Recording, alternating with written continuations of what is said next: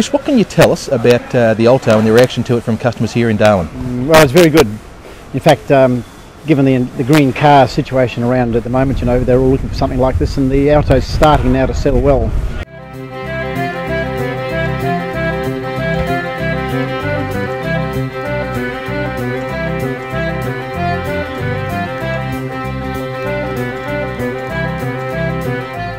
I know it's a small car, but around town you see very few stoplights.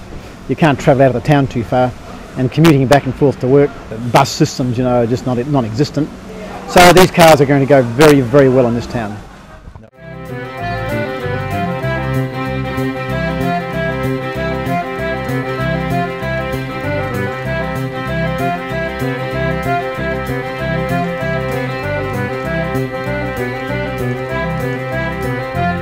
I'm here at Hidden Valley Raceway with Sasha from Stanford University in California.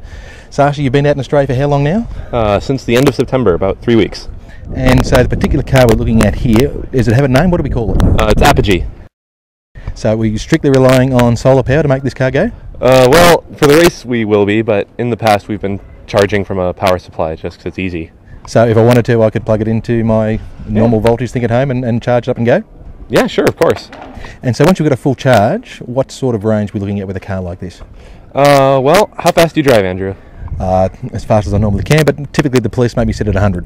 Oh, well, you're not going to go very far if you're going that fast. If you were going maybe, 60 or 70, you'd go about, what's it in kilometers, about 350 kilometers?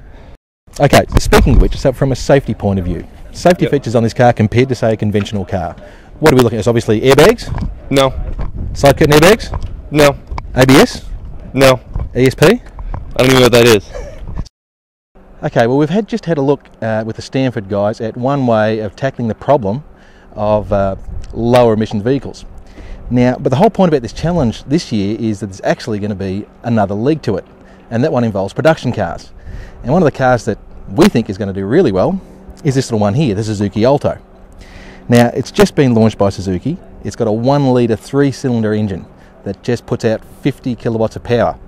But it's only pushing just over 800 kilograms of weight. So from a power to weight ratio, it's actually quite good. And the standard fuel figure on this is 4.8 litres per 100 Ks.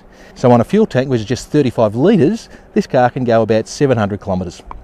Now, obviously we'll be using economical driving techniques, keeping the gear changes to the precise point, doing everything we possibly can, keeping the weight down to try and get the best fuel figure we can. And we think we can get something around about 3.5 or better litres per 100 Ks. But when it comes to the real crunch is the cost. Okay, we've just looked at a solar car there from Stanford University. We're looking at about $300,000 worth of technology there for a car that'll get you about 150 kilometres. No ABS, no airbags, no side curtain airbags, no ESP, no air conditioning, no stereo. Okay, now we've got an Alto. We're looking at $14,500 here.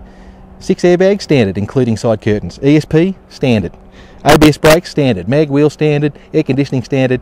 And a CD stereo with an iPod jack. $14,500, and I think this is the car I'd rather go to Adelaide in.